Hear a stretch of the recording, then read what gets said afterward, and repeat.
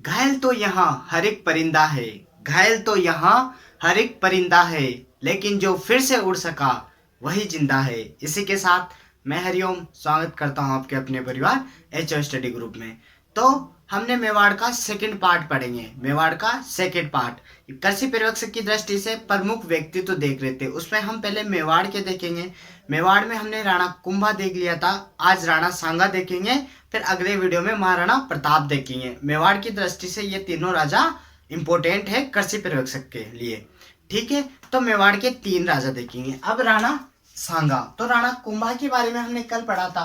राणा कुंभा के बारे में एक बार और मैं आपको रिवाइज करा देता हूँ। ठीक है, मैंने पूरी मेवाड़ के बारे में कल पूरा ट्रिक से बता दिया था, पूरा मेवाड़ का मेवाड़।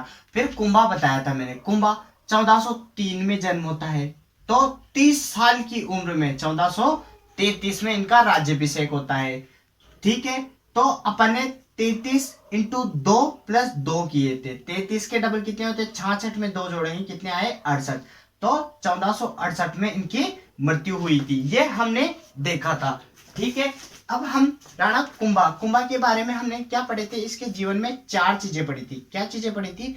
4 चीजें। इनके जन्म के बारे में पढ़ा था, फिर इनका अभियान पढ़े थे हमने। ये एक शॉर्ट तरीके से बता रहा हूं क्योंकि हमने कल देख लिए थे। जन्म पढ़ा था, अभियान पढ़े थे, फिर हमने इनकी उपाधियां देखी थी। क्या देखी थी हमने? इनकी उपाधियां। फिर हमने इनके ग्रंथ देखे थे।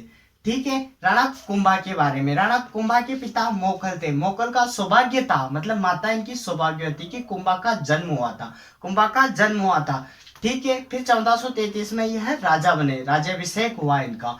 फिर यह 1437 में सारंगपुर का युद्ध करते हैं, सारंगपुर का युद्ध करते हैं और यह जीत जाते हैं। तो 1440 से 1448 तक यह विजय स्तंभ का निर्माण कराते हैं चित्तौड़ में। फिर यह 1453 में राणा कुंभा और राव जोधा के मध्य आवल बावल की संधि होती है। इनकी दादी करवाती है। कौन कराती है? इनकी दादी कराती है, हंसाबाई, और इसका केंद्र सोजत पाली में रखा जाता है। फिर 1457 को बदनौर का युद्ध होता है, क्योंकि एक चंपानेर की संधि होती है, चंपानेर की संधि होती है। ठीक है, मालवा और गुजरात के राजाओं के बीच में, उसको तोड़ देता है ये 1457 में। तो बदनौर का युद्ध होता है, बदनौर का। इस युद्ध के बाद कुशाल माता का मंदिर बनाता है यह भीलवाड़ा में। तो ये कुंभा पड़ा था। फिर हमने इसका जन्म के बारे में पढ़ लिया कि 1403 में इसका जन्म हुआ। माता इसकी सौभाग्यवती थी, पिता इसके मोकल थे। फिर इसका उपाधि, इसको हाल गुरु, राजगुरु, परम गुरु, अभिनव भट्टाचार्य, राणो रासो, टोडरमल, इसके पास छाप गुरु, चाप गुरु, गणपति, नरपति, अशुपति, राय राणो, इसके पास कई उपाधियां थी। इसका मेवाड़ के स्थापत्य कला का स्वर्ण काल भी राणा कुंभा के टाइम पे। एक बार मोटा मोटा बता रहा हूँ, आज तो हम राणा सांगा पढ़ेंगे क्योंकि ये राणा कुंभा हमने पहले पढ़ लिया। तो इसके पास उपाधियां, इनका स्वर्ण काल था। तो दिल्ली सल्तनत में किसके पास था स्वर्णकाल? शाहजहां के टाइम पे। इसके ग्रंथ कौन कौन से थे? संगीत मीमांसा इसने लिखा था, संगीत सार इसने लिखा था, संगीत ज्ञान इसने लिखा था, इसने एकलिंग महात्म्य का प्रथम भाग लिखा था। रसिक प्रिया ग्रंथ भी राणा कुंभा ने पढ़ा था। और इसकी एक पुत्री थी, कौन थी? रमाबाई, रमाबाई, जिसको वाघ वागेश्वरी की उपाधि प्राप्त थी। ये कुंभा के बारे में हमने कल देखा था। ठीक है, आज हम पढ़ेंगे राणा सांगा के बारे में। राणा सांगा के बारे में आज हम धीरे धीरे ट्रिक से पढ़ेंगे। तो राणा सांगा का जन्म, ठीक है। अब कुंभा था, कुंभा के 2 पुत्र थे। क्या थे? कुंभा के 2 पुत्र। उदा, उदा जो इनकी हत्या कर देता है, पितरंता शासक, मेवाड़ का पितरंता शासक उदा था। ठीक है, एक होता है रायमल, रायमल। ठीक, रायमल का बेटा कौन होता है? राणा सांगा। रायमल के वैसे 13 पुत्र और 2 पुत्रियां होती है, 2 पुत्रियां होती है। तो 13 पुत्रों में से हम 3 पुत्र पढ़ेंगे रायमल के यहाँ। ठीक है, अब क्या होता है? राणा कुंभा का बेटा 2 होते, उदा, जो इनकी हत्या कर देता। उदा की मृत्यु अगर पूछ ले तो बिजली गिरने से, आकस्मिक मृत्यु हुई थी, बिजली गिरने से उदा की मृत्यु हुई थी। रायमल, रायमल जब आवल बावल की संधि होती है 1453 में, तब श्रृंगारी देवी का विवाह होता है जोधा की बेटी से। रायमल, रायमल का पुत्र कौन रहता है? राणा सांगा। ठीक है, इसके 13 पुत्र है, 2 पुत्रियां है, जो हम 3 पढ़ेंगे। अब इसका जन्म देखो, राणा सांगा। राणा सांगा का जन्म 1482 में, 1482 में हुआ था। कब हुआ था? 1482 में राणा सांगा का जन्म हुआ था। इसके पिता कौन थे? नोट करते रहना साथ में। कौन थे? रायमल। रायमल रायमल ने किसकी राय ली थी? रतन कुरी की राय ली थी। किसकी राय ली थी जब सांगा हुआ था? रतन कुरी की। तो रतन कुरी इसकी क्या हो गई? इसकी माँ हो गई। ठीक है, रतन कुरी। 1482 में सांगा का जन्म हुआ। तो इसके एक साल बाद 1483 में किसका जन्म हुआ था? तो बाबर का जन्म हुआ था। अब बाबर के बारे में देखो थोड़ा सा, क्योंकि समकालीन है, मैं बता देता हूं इसके बारे में मोटा मोटा। बाबर का जन्म हुआ था जब आंधियां चली थी। तो आंधी जान उज्बेकिस्तान में बाबर का जन्म 1483 14 फरवरी वैलेंटाइन डे के दिन 14 फरवरी 1483 में बाबर का जन्म हुआ था। आंधी जान उज्बेकिस्तान में हुआ था। कहां पर हुआ? उज्बेकिस्तान में हुआ था। बाबर की उम्र नहीं थी राजा बनने की। बाबर की उम्र नहीं थी राजा बनने की, फिर भी यह राजा बन गया मात्र 11 वर्ष की आयु में। और उमर नहीं थी। इसके पिता का नाम क्या था? उमर शेख मिर्जा। उमर शेख मिर्जा। उमर शेख मिर्जा इसके पिता का नाम था। यह अपने पिता की तरफ से तैमूर का 5वां वंशज था। तैमूर का 5वां वंशज था। तो उमर शेख का ताल्लुक था एक महिला से जब बाबर हुआ था। उमर शेख का ताल्लुक था एक महिला से तब बाबर हुआ था। तो उस महिला का क्या नाम था? ताल्लुक था। तो तुगलुक तुगलुमा बेगम। तुगलुमा बानो बेगम इसकी माता का नाम था। कुतलुक बानो बेगम इसकी माता का नाम था। इसका उमर शेख मिर्जा का ताल्लुक था एक महिला से जब बाबर का जन्म हुआ। तो इसकी उमर शेख मिर्जा की पत्नी का नाम क्या था? कुतलुक। कुतलुक की बेटा था बाबर। अब बाबर पर इसकी दादी ने एहसान किया था। इसकी दादी ने एहसान किया था। तो एहसान इसकी दादी थी। बाबर के हाथ में गुलदस्ता रहता था। बाबर के हाथ में गुलदस्ता रहता था। तो बाबर के हाथ में गुलदस्ता नहीं, इसकी पुत्री रहा करती थी। पुत्री, तो पुत्री का क्या नाम हुआ? गुलबदन। गुलबदन बेगम इसका नाम हुआ। और इसके 4 पुत्र थे, अस्कर, हिंदाल, कामरान और हुमायूं। और गुलबदन तो अपने भाई के साथ हवा में उड़ा करती थी। गुलबदन तो अपने भाई के साथ हवा में उड़ा करती थी, क्योंकि गुलदस्ता हवा में उड़ते ना। तो हुमायूं हुमायूं की बहन थी। और हुमायूं नामा किसने लिखा? गुलबदन बानो बेगम ने लिखा। ठीक है, ये बाबर के बारे में हो गया। 1482 में राणा सांगा का जन्म हुआ। माता रायमल ने किसकी राय ली थी? रतन कोरी की राय थी। इनके चाचा कौन थे? सारंगदेव इनके चाचा थे। सारंगदेव इसके चाचा थे। ठीक है, इनके पुत्र देख लो। तो इसके 4 पुत्र थे। भोजराज।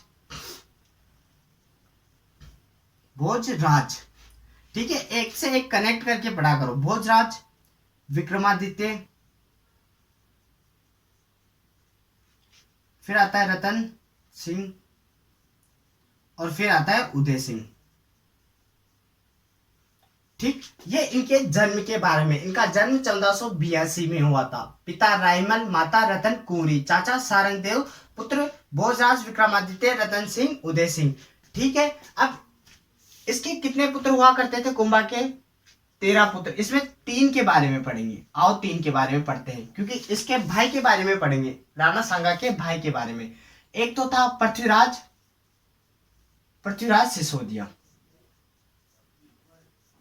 क्योंकि हमको मोटा मोटा तो सांगा पढ़ना है, पर थोड़ा थोड़ा इनके बारे में भी देख लेते हैं। एक जगमल या जयमल, एक सांगा या संग्राम सिंह प्रथम, क्योंकि सांगा बाद में प्रसिद्ध हुआ, संग्राम सिंह इसका नाम था। अब क्या हुआ था, यह बचपन में आप एक ज्योतिषी से मिले। तो ज्योतिषी इनको कहता है, ज्योतिषी से पूछते हैं कि आने वाला भावी राजा कौन होगा। ये तीनों एक ज्योतिषी से मिले और पूछते हैं कि आने वाला भावी राजा कौन होगा। तो ज्योतिषी कहता है कि राणा सांगा आने वाला भावी राजा होगा। तो ये दोनों क्या होते हैं? क्रोधित हो जाते हैं इस पे। तो आपस में इनके लड़ने लग जाते हैं। तब इसके चाचा आते हैं। चाचा कौन थे? सारंगदेव। चाचा आते हैं और वह कहते हैं, चाचा आकर यूं कहते हैं कि आप भीमल गांव में जाओ। वहां पर एक चारण जाति की पुजारिन रहती है। वह आपको बता देगी कि अगले वाला राजा कौन होगा। तो ये चले जाते हैं। तो ये दोनों जाके पहले जाके बैठ जाते हैं। फिर राणा सांगा आता है। राणा सांगा आता है तो उसको बैठने के लिए जगह नहीं मिलती, बैठने के लिए जगह नहीं मिलती, तो एक शेर की खाल पड़ी हुई रहती है, एक शेर की खाल पड़ी रहती है, तो वह उस पे बैठ जाता है। क्या करता है, वह उस पे बैठ जाता है। तो वो चारण जाति की पुजारी आती है, तो वो उससे पूछते हैं कि आने वाला भावी राजा कौन होगा।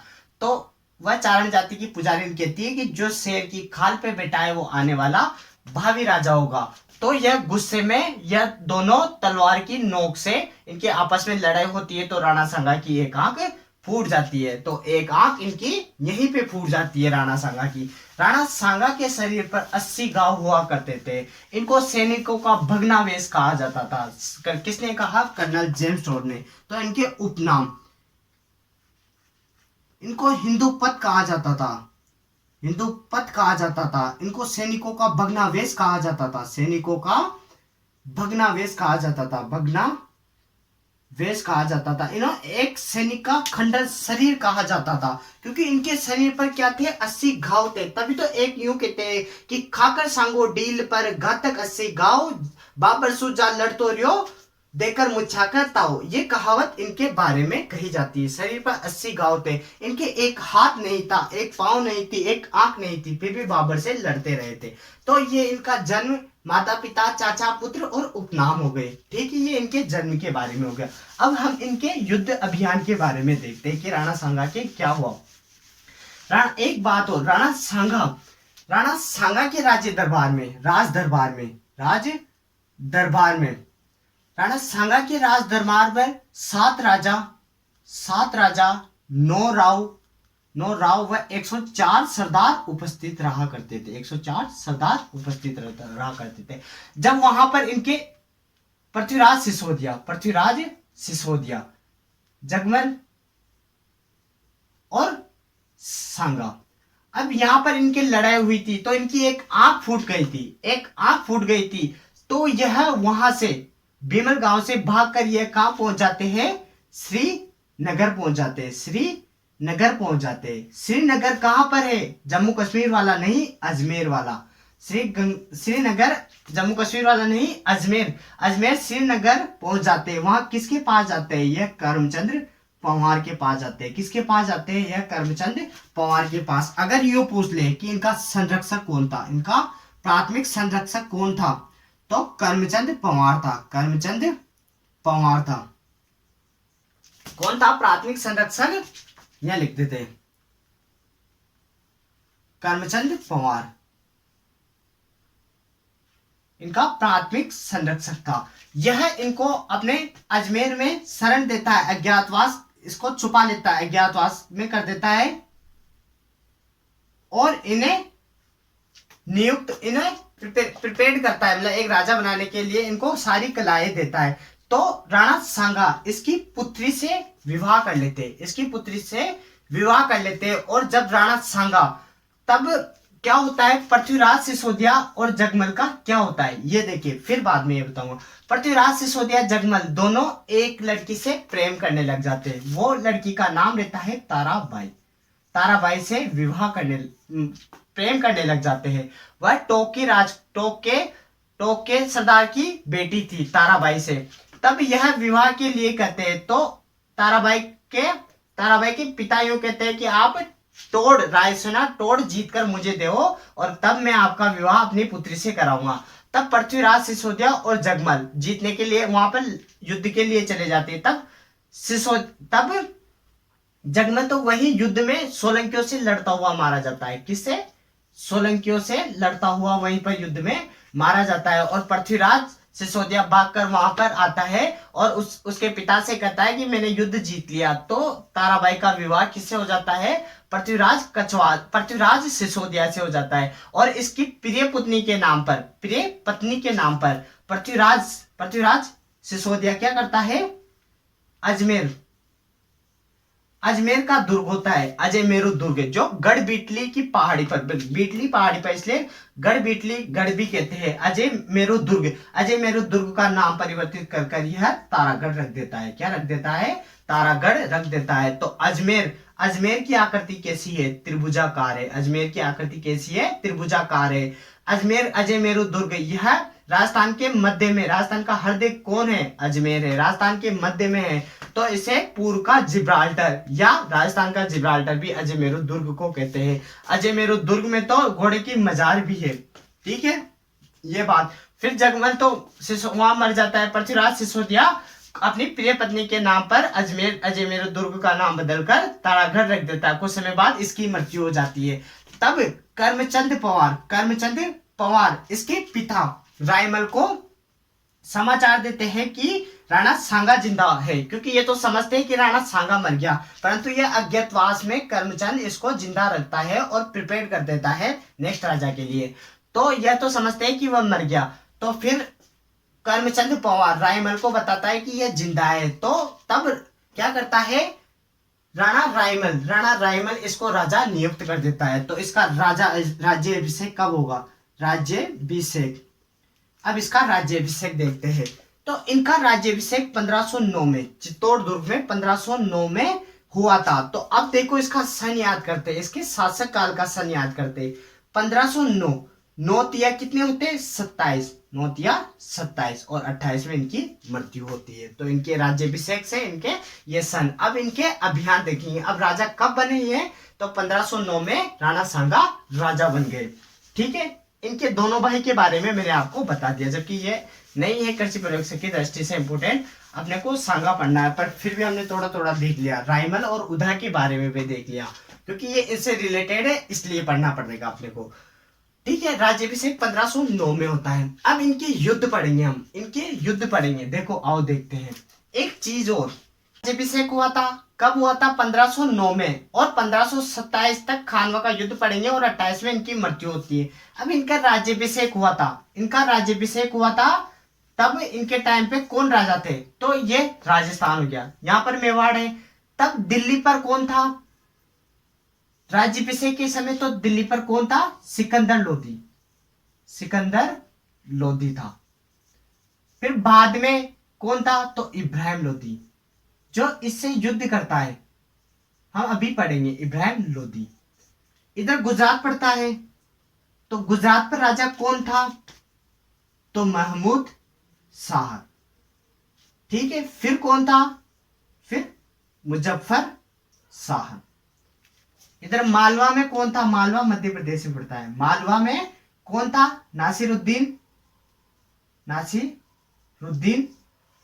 और महमूद शाह द्वितीय। क्योंकि महमूद शाह प्रथम तो हम राणा कुंभा के समय पढ़ते हैं। राणा कुंभा के समय चंपानेर की संधि पढ़ी थी, उसमें पढ़ा था हमने। एक सारंगपुर युद्ध में भी हमने महमूद शाह प्रथम को पढ़ा था। यहाँ पर क्या है? महमूद शाह द्वितीय, जो इसके साथ युद्ध करता है। ये इनके जन्म के बारे में हो गया। और इनके बारे में, जन्म 1482 में हुआ था, मई 1482 में।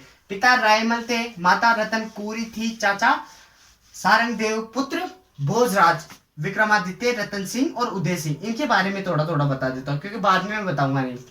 भोजराज मीराबाई के पति थी। मीराबाई का जन्म 1498 में हुआ था। मीराबाई का जन्म 1498 में कुर्की पाली में हुआ था। वह रतन सिंह की पुत्री तो राव दुधा की पोत्री हुआ करती थी। राव दुधा की पुत्री हुआ करती थी। संत रैदास इनके गुरु थे। संत रैदास के गुरु कौन थे? रामानंद थे।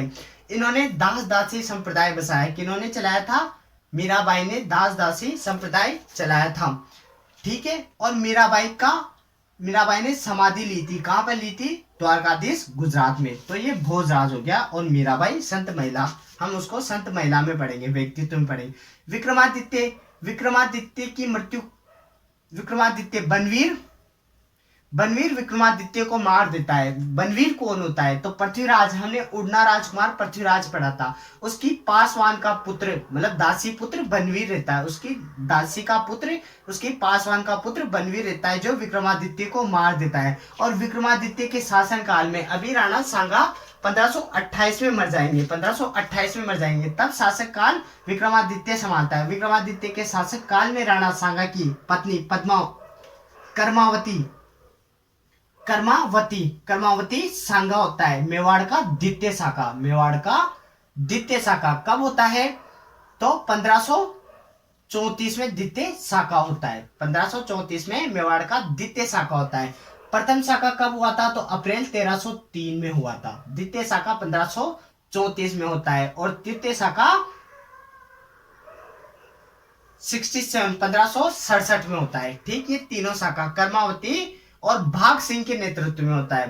कौन करता है? भाग सिंह के नेतृत्व में करता है। केसरिया भाग सिंह करता है। कर्मावती हुमायूं को राखी भेजती है, पर हुमायूं नहीं आता है, और हुमायूं नहीं आता है तो कर्मावती जौहर करती है। यह विक्रमादित्य के शासनकाल में। रतन सिंह बूंदी में अहेलिया पारू खेलते हुए सुजनहाड़ा के साथ वहीं पर युद्ध में मारे जाते हैं। फिर उदय सिंह को हम महाराणा प्रताप में पढ़ लेंगे। उदय सिंह जब बनवीर इसको मार देता है तो बनवीर उदय सिंह को मारने आता है। उदय सिंह को मारने आता है तो एक गुज्जर जाति की महिला पन्ना धाई अपने बेटे चंदन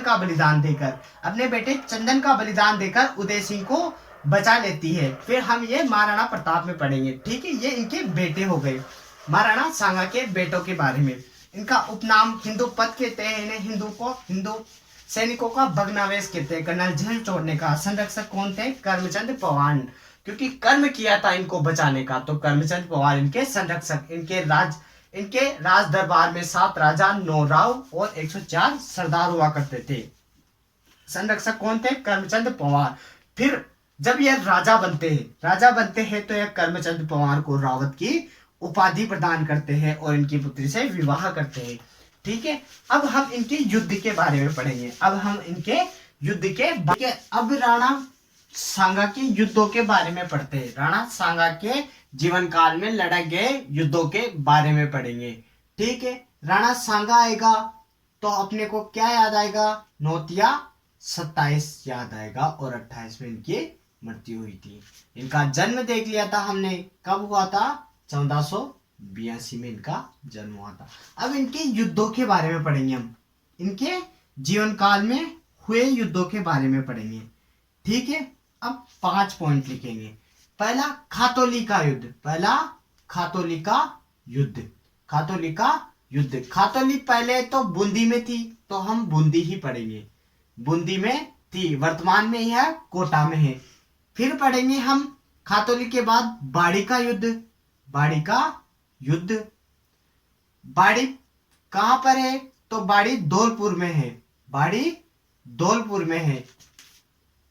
ठीक है, फिर इसके बाद गागरोन का युद्ध पढ़ेंगे। तीसरे नंबर का हम गागरोन का युद्ध पढ़ेंगे। इसके सन अभी मैं ट्रिक से बता दूंगा। यह कहां पर है? झालावाड़ में है। झालावाड़ तो संतरों की नगरी है। राजस्थान का कानपुर किसे कहते हैं? कोटा को कहते हैं। तो नागपुर झालावाड़ को कहते हैं। झालावाड़ में झालरापाटन को घंटियों का शहर कहा जाता है। फिर चौथा, बयाना का युद्ध। बयाना कहां पर है? बयाना भरतपुर में है। कहां पर है बयाना? भरतपुर में। ठीक, 5वां अंतिम पढ़ेंगे खानवा का युद्ध। यह भी भरतपुर में है। कहां पर है? भरतपुर में है खानवा का युद्ध। ठीक, इनके अब सन टाइम याद कराता हूं। देखो, आप गिनती लिखो, 17, 18, 19, फिर हमने लिखा 27 और 27। ठीक, 1527 हम लिख ही देते हैं इनके आगे। 1515 लगा दिया। ठीक है, अब ये हो गया। 1517 में खातौली का युद्ध बूंदी में हुआ। बाड़ी का युद्ध 1518 में हुआ। गागरोन का युद्ध झालावाड़ 1519 में हुआ। बयाना का युद्ध कब हुआ? 1527 में। खानवा का युद्ध 1527 में। अब इनकी डेट भी इंपॉर्टेंट है। इन दोनों की डेट भी इंपॉर्टेंट है। फरवरी पहले आता है या मार्च? फरवरी पहले आता है, तो हमने फरवरी पहले लिख दिया, मार्च बाद में लिख दिया। 16 पहले आता है या 17? 16 पहले आता है, 17 बाद में आता है, तो ये हमने लिख दिया। ठीक है, तो 16 फरवरी 1527 को बयाना का युद्ध भरतपुर में और 17 मार्च 1527 को खानवा का युद्ध भरतपुर में हुआ। खातौली और बाड़ी का युद्ध किन के मध्य हुआ? राणा सांगा व इब्राहिम लोदी। सिकंदर लोदी के बाद कौन बेटा था? उसका बेटा इब्राहिम लोदी। 1517 और 1518 दिल्ली सल्तनत का राजा लोदी वंश का अंतिम शासक इब्राहिम लोदी के साथ खातौली का युद्ध और बाड़ी का युद्ध हुआ था। पहले युद्ध में, खातौली के युद्ध में तो इब्राहिम लोदी खुद लड़ने आया था और राणा सांगा से हार गया था। द्वितीय युद्ध में यह अपने सेनापति मियां माखन को भेजता है, मियां माखन को भेजता है, और इसके नेतृत्व में भी यह युद्ध हार जाता है। फिर इनके मध्य संधि हो जाती है। फिर गागरोन का युद्ध, राणा सांगा के जीवन में तृतीय युद्ध गागरोन का युद्ध 1519। यह महमूद शाह द्वितीय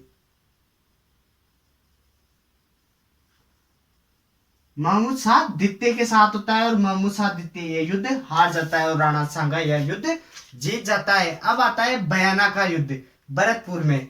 कब? 16 फरवरी 1527 को। यह दोनों युद्ध बाबर के साथ होते हैं। किसके साथ होते हैं यह दोनों युद्ध? बाबर फरगना का शासक था। 14 फरवरी 1482 में इसका जन्म आंदीजान उज्बेकिस्तान में हुआ था। पिता उमर शेख मिर्जा थे। कुतलुक खानम बेगम इनकी माता थी और एहसान बेगम भी उनकी दादी थी। इनके 4 बेटे थे, अस्कर, हिंदाल, कामरान और हुमायूं। इनकी एक पुत्री थी। तो कौन थी? गुलबदन इनकी पुत्री हुआ करती थी, जिन्होंने हुमायूं नामा लिखा। तो इन्होंने अपनी आत्मकथा तुजुक ए बाबरी तुर्की भाषा में बाबर ने लिखी थी। उसमें कहा था कि मुझे हिंदुस्तान में आमंत्रित राणा सांगा ने किया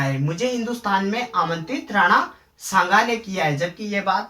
जबकि इनको आमंत्रित किसने किया था? पंजाब और गुजरात इब्राहिम लोदी के चाचा और पंजाब के गवर्नर ने इसको आमंत्रित किया था। किंतु यह तुजुक ए बाबरी अपनी आत्मकथा में कहता है कि मुझे हिंदुस्तान में आमंत्रित राणा सांगा ने किया है। और अपनी तुजुक ए बाबरी में वह धौलपुर के एक कमल बाग का भी वर्णन करता है। ठीक है, तुर्की भाषा में लिखी हुई है तुजुक ए बाबरी। अब बयाना का युद्ध होता है बाबर के साथ। तब तो बाबर यह युद्ध हार जाता है। और खानवा का युद्ध होता है राणा सांगा के साथ। तब बाबर यह युद्ध जीत जाता है। मतलब बाबर एक युद्ध तो हारता है, एक युद्ध जीत जाता है। अब ठीक है, अब खानवा का युद्ध हम क्या है विस्तार से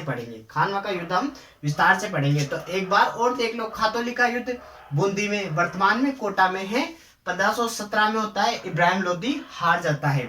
ठीक है, फिर बाड़ी का युद्ध होता है धौलपुर में 1518 में। इसके सेनापति कौन रहता है? मियां माखन।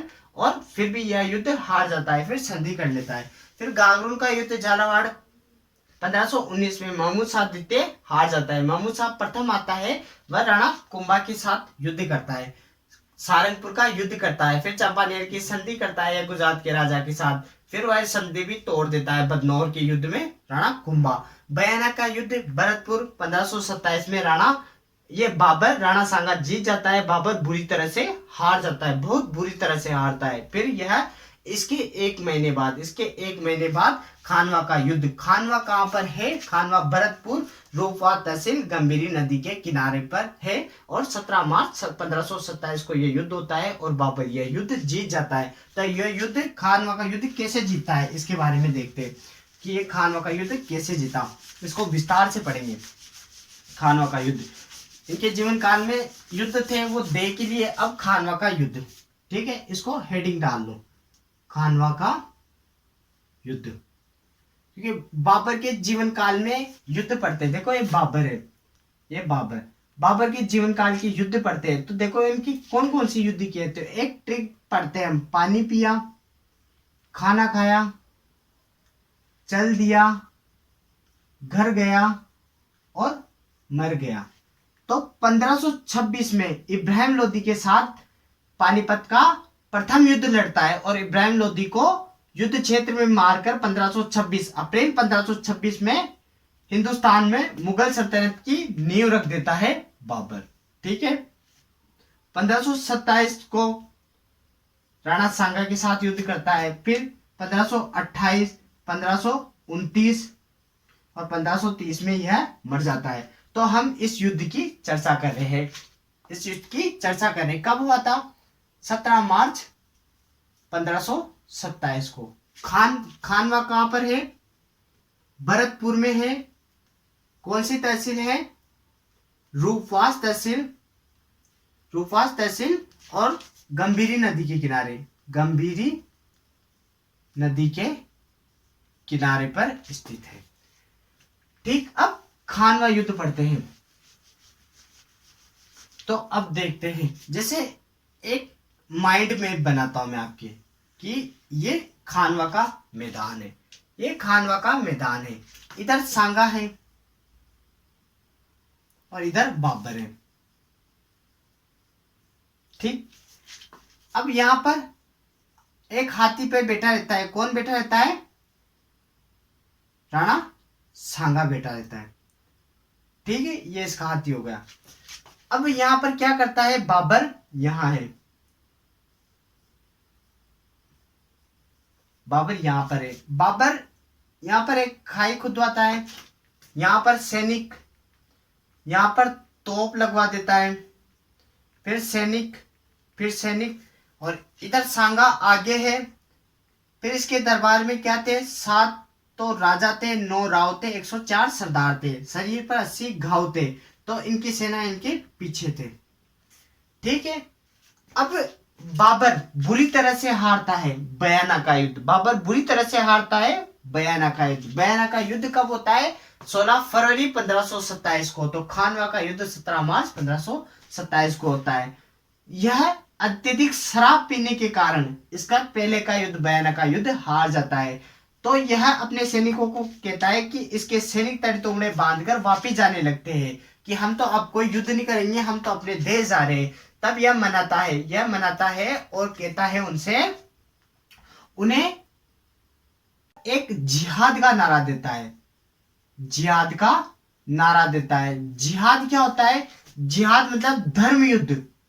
धर्म युद्ध, कि यह तो कट्टर हिंदू व मुसलमान का युद्ध है। अपने सैनिकों को जिहाद का नारा कब दिया? खानवा के युद्ध में दिया। ऐसे क्वेश्चन आता है। और यह कहता है कि मैं अब जिंदगी भर शराब नहीं पीऊंगा। तो यह शराब को छोड़ देता है, यह शराब को छोड़ देता है और मुसलमानों पर लगने वाला कर, तमगा कर, माफ कर देता है। तमगा कर माफ कर देता है। तब इसके सैनिक राजी हो जाते हैं इस युद्ध के लिए, खानवा युद्ध। तो यह युद्ध क्यों जीतता है? इसके कारण। तो यह युद्ध इसलिए जीतता है क्योंकि यह तुलगमा युद्ध पद्धति का उपयोग करता है। तुलगमा युद्ध पद्धति व तोपखाने का प्रयोग करता है। तोपखाने का प्रयोग करता है, इसलिए यह युद्ध जीत जाता है। इसके पास प्रसिद्ध तोपची रहते हैं। कौन कौन रहते हैं? मुस्तफा अली और उस्ताज अली, और उस्ताज अली इसके पास तोपची रहते हैं। ठीक, ये बाबर का सीन है। इधर क्या था? राणा सांगा ने पाती पर्वण लिखा। पाती पर्वण, पाती पर्वण क्या होता है? पाती पर्वण लिखने से क्या होता है कि एक झंडे के नीचे पूरा राजपुताने के राजा, पूरे राजपुताने के राजा इकट्ठे हो जाते हैं और खानवा के युद्ध में राणा सांगा का साथ देते हैं। राणा सांगा का साथ देते हैं। ये पाती पर्वण पत्र, तो यह अंतिम हिंदू शासक ऐसा था राजपुताने का, जिसने पूरे राजपुताने को इकट्ठा किया। तभी तो इनको हिंदू पंथ कहते हैं। सैनिकों का भग्नावेश कहते हैं। एक सैनिक का खंडर शरीर कहते हैं। सैनिकों का भग्नावेश कर्नल जेम्स टोड ने कहा। सांगा के शरीर पर 80 घाव थे, एक आंख नहीं थी, एक हाथ नहीं था, एक पैर नहीं था, फिर भी यह बाबर से लड़ता रहा था। अब पाती पर्वण लिखा तो पूरे राजपुताने के राजा इकट्ठे हुए। तो कौन कौन हुए?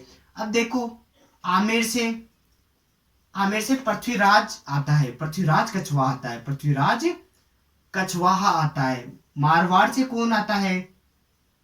मारवाड़ से राव गंगा का पुत्र राव मालदेव आता है। ठीक है, फिर डूंगरपुर से कौन आता है? तो डूंगरपुर से उदय सिंह आता है। सलूम्बर से कौन आता है? तो रावत रतन सिंह आता है। तो बूंदी से कौन आता है? तो नारायण बूंदी से आता है। भरतपुर से कौन आता है? तो अशोक पवार भरतपुर से आता है। बीकानेर से कौन आता है? राव कल्याणमल। तो इनके एक अफगान सैनिक इनकी तरफ था, तो वह अफगान सैनिक कौन था? महमूद लोधी। और एक मुसलमान सैनिक, एक मुसलमान राजा कौन था? हसन खां मेवाती भी इनकी तरफ रहता है। और चंदेरी से कौन आता है? चंदेरी से मेदिनी राय आता है। इडर से कौन आता है?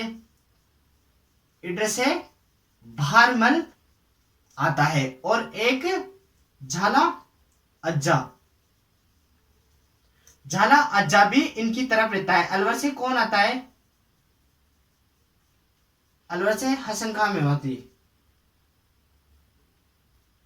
एक मुसलमान अलवर से है। अलवर से, ठीक, ये इनकी तरफ रहते हैं। पाती पेरवन लिखते हैं तो ये इनकी तरफ आते हैं। अब सिरोही से भी आता है। सिरोही से अखिराज देवड़ा, ठीक। इन्होंने पाती पर्वन लिखा। इसमें पूरा राजपूताना एक झंडे के नीचे राणा सांगा का साथ देने के लिए आ जाते हैं। तो अब कौन कौन आते हैं? तो आमेर जयपुर ढूंढाड़ से कौन आता है? पृथ्वीराज कछवाहा। मारवाड़ जोधपुर से राव मालदेव। डूंगरपुर से कौन आता है? तो उदय सिंह आता है। सनोबर से कौन आता है? तो रावत रतन सिंह आते हैं। बूंदी से कौन आता है? नारायण दास आते हैं। भरतपुर से अशोक परमार। तो बीकानेर से राव कल्याणमल आता है। तो अफगान सैनिक कौन आता है? तो महमूद लोधी इनका साथ देता है। अलवर के मुसलमान सैनिक हसन खां मेवाती भी इनका साथ देते हैं। चंदेरी से मेदिनी राय आता है। इडर से भारमल आता है। और झाला अज्जा भी इनकी सेना में रहता है। और सिरोही से अखिराज देवड़ा इनका साथ देने के लिए आता है। अब खानवा का युद्ध होता है। तो यह तोप का प्रयोग करता है। किसका प्रयोग करता है? यह तोपों का प्रयोग करता है। तो इन्होंने तो पहले कभी तोपें देखी नहीं थी। बाबर उज्बेकियों से तोप चलाना सीख के आया था, तो तुर्कियों से घोड़ा चलाना सीख के आया था। ये बात भी नोट कर लेना। तोप का प्रयोग करता है तो राणा सांगा घायल हो जाते हैं। तब क्या होता है? झाला अज्जा इनका राज चिन्ह अपने सिर पर रखकर युद्ध करने लग जाता है। क्योंकि पहले के राजाओं को क्या है? राज चिन्ह से ही जाना जाता है। अभी जैसे श्रीमान नरेंद्र मोदी है, आज तो हम उनको क्या है? देख लेते हैं। आज तो हम उनको देखा हुआ है। हमने हमारे राष्ट्रपति नरेंद्र मोदी, इनको प्रधानमंत्री को देखा हुआ है, तो हम पहचान जाते हैं। किंतु पहले ऐसा कोई टीवी सीरियल वगैरह नहीं हुआ करते थे, तो राज चिन्ह से ही राजाओं को पहचाना जाता था। तो इनका राज चिन्ह झाला, इनका घायल होने के बाद क्या करता है? झाला अज्जा ग्रहण कर लेते हैं। और राव मालदेव, मारवाड़ के राव मालदेव, इन्हें सुरक्षित स्थान पर, यहां से युद्ध क्षेत्र से दूर बिस्वा दोसा में इनको सुरक्षित स्थान पर ले जाते हैं। और फिर जब यहाँ मूर्छित हो जाते हैं, जब इनको होश आता है, बिस्वा दोसा में इनको होश आता है, तब यह इनको पता चलता है कि हम यह युद्ध हार गए। तब यह कहते हैं कि वापस बाबर से युद्ध करने चलो। तब बाबर चंदेरी युद्ध की तैयारी में रहता है। चंदेरी रीवा मध्य प्रदेश में है। तब सांगा को होश आता है कि वापस युद्ध करने चले। तब यह यहाँ से जाकर कालपी में चले जाते हैं। कालपी में तो इसकी कुछ सामंत वापस से युद्ध के लिए कहता है ना ये, तो राणा सांगा के कुछ सामंत इनको जहर दे देते हैं। कालपी मध्य प्रदेश में इनको जहर देकर मार दिया जाता है। तो बिस्वा दोसा में इनका स्मारक है। स्मारक कहां पर है? बिस्वा दोसा में। तो इनकी छत्री कहां, इनकी समाधि कहां है? तो इनकी समाधि मांडरगढ़ भीलवाड़ा में इनकी समाधि है। तो राणा सांगा की मृत्यु 1528 में कहां पर होती है? कालपी मध्य प्रदेश में, क्योंकि यह चंदेरी युद्ध के लिए यह भी निकल जाते हैं। जैसे बाबर इनकी तैयारी करता है तो यह भी चंदेरी युद्ध के लिए निकल जाते हैं, तो इसके सामंत इनको जहर देकर यहीं पर मार देते हैं। तो खानवा का युद्ध 17 मार्च 1527 को, तो खानवा का युद्ध ये देख लिया। अब इनकी वीरता से प्रसन्न होकर पृथ्वीराज कछवाहा अपने पुत्र का नाम क्या रखता है? सांगानेर रखता है, और सांगा जो जयपुर में सांगा रखता है, और वह सांगानेर शहर जयपुर में बसाता है। मारवाड़ का गंगा का पुत्र राव मालदेव इनका साथ देने आता है। डूंगरपुर से उदय सिंह, सलूम्बर से रावत रतन सिंह, बूंदी से नारायण, भरतपुर से अशोक पवार, बीकानेर से राव कल्याणमल, और अफगान सैनिक महमूद लोधी। इनकी सेना के दो भाग हुआ करते थे, हरावल और चंद्रावल। तो हरावल और चंद्रावल। अलवर से हसन खां मेवाती, चंदेरी से मेदिनी राय, ईडर से बारमल, जाला अज्जा जो इनका राजचन ग्रहण करके युद्ध लड़ता है, और सिरोही से अखिराज देवड़ा आते हैं। तो यहाँ से इनको बिस्वा दोसा मालदेव ले जाते हैं। हो सकता है चंदेरी की तरफ प्रस्थान करते हैं, तो कालपी मध्य प्रदेश में इनको जहर देकर मार दिया जाता है। तो ये राणा सांगा खत्म हो गया, राणा सांगा खत्म हो गया। अब इसके बाद हम महाराणा प्रताप पढ़ेंगे। इनके पुत्रों के बारे में हमने पढ़ ही लिया था, इनके पुत्रों के बारे में पढ़ ही लिया था कि भोजराज, विक्रमादित्य, रतन सिंह और उदय सिंह। उदय सिंह को पन्नाधाय बचाती है, उदय सिंह को पन्नाधाय बचाती है। तो महाराणा प्रताप के बारे में हम कल पढ़ेंगे। तो महाराणा प्रताप के बारे में मैं थोड़ा सा आपके माइंड में बना देता हूँ। महाराणा प्रताप के बारे में मैं आपके थोड़ा माइंड में बना देता हूँ। महाराणा प्रताप, अब देखो महाराणा प्रताप का जन्म 1440 में हुआ था। तो 1442 में अकबर का जन्म हुआ था, 2 साल बाद, क्योंकि समकालीन है। तो यह भी देख लेते हैं, ठीक। महाराणा प्रताप का जन्म 1440 में बादल महल कुंभलगढ़ राजसमंद में हुआ था, कुंभलगढ़ राजसमंद में हुआ था, ठीक है।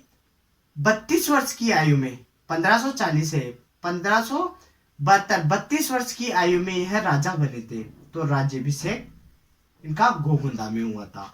इनकी 1576 में हल्दी घाटी का युद्ध हुआ था, 1576 में हल्दी घाटी का युद्ध हुआ था। तो 1581 में इनकी पत्नी कौन थी? अजबदेव पवार की मृत्यु हुई थी। तो 1582 में दिवेर का युद्ध हुआ था, दिवेर का युद्ध हुआ था, जिसे मेवाड़ का मैराथन कहते हैं। हल्दी घाटी का युद्ध को मेवाड़ का थर्मोपल्ली कहते हैं। तो 1597 में इनकी मृत्यु हुई थी, तो महाराणा प्रताप की जयंती कब मनाते हैं हम? तो ज्येष्ठ शुक्ल तृतीया को इनका जन्म हुआ था, तब हम इनकी जयंती मनाते हैं, ठीक है। 1576, 18 जून 1576 को हल्दी घाटी का युद्ध होता है। तो 21 जून 1576 को डॉक्टर गोपीशंकर ओझा के अनुसार, हीरानंद ओझा के अनुसार 21 जून 1576 माना जाता है। हल्दी घाटी का युद्ध भी हम पढ़ेंगे, विस्तार से पढ़ेंगे। हल्दी घाटी का युद्ध जो कि गोगुंदा व खमनोर की पहाड़ियों के मध्य में, रक्त तलाई का युद्ध इसको कहते हैं, हाथियों का युद्ध इसको कहते हैं, खमनोर का युद्ध इसको कहते हैं, तो गोगुंदा का युद्ध इसको कहते हैं।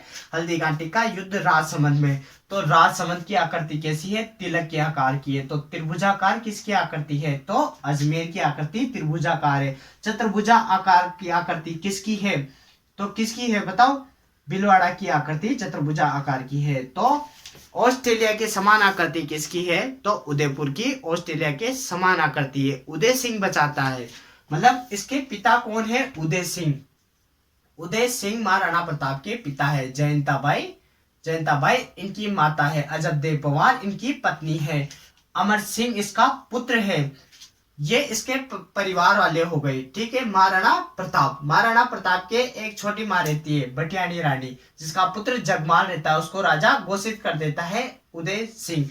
तब इनकी मृत्यु होती है। उदय सिंह 1559 में उदयपुर बसाता है। तो 1459 में राव जोधा जोधपुर बसाता है। तो 1727 में सवाई जय सिंह जयपुर की स्थापना करता है। ये शहर बसाने के वाले हो गए। अगर हम प्याले नुमा आकृति पढ़ते हैं, प्याले नुमा आकृति, तो शिखर की प्याले नुमा है। ऑस्ट्रेलिया के समान हमारे उदयपुर की आकृति है। उदयपुर को माउंटेन फाउंटेन का शहर कहा जाता है, सैलानियों की नगरी उदयपुर को कहा जाता है।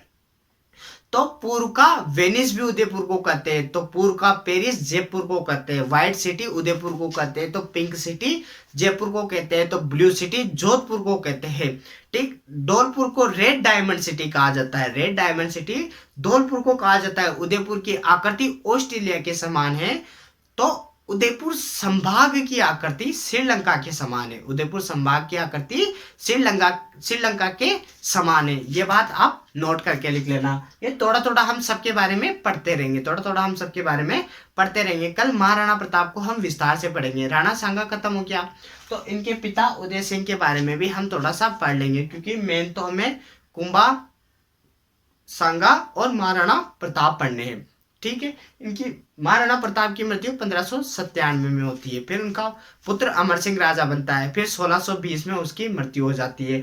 यह अकबर से कभी संधि नहीं करते, अकबर से कभी संधि नहीं करते। दिवेर का युद्ध होता है, जिसको मेवाड़ का मैराथन कहते हैं। कर्नल जेम्स टोड ने कहा था, तो हल्दी घाटी के युद्ध को मेवाड़ का थर्मोपल्ली युद्ध कहते हैं। तो कल महाराणा प्रताप के बारे में पढ़ेंगे। इसी के साथ आप लाइक शेयर और कमेंट करना न भूले, और आप हमारा साथ दें, ज़्यादा से ज़्यादा लोगों को जोड़े, तभी मैं मेहनत करूँगा और मैं भी पढ़ूंगा और आपको भी पढ़ाऊंगा। तो आप इसी के साथ लाइक शेयर सब्सक्राइब करो और हमारा साथ दें। इसी के साथ अब मैं आपसे अलविदा लेना चाहूँगा। मैं आपका अपना हरिओम, धन्यवाद।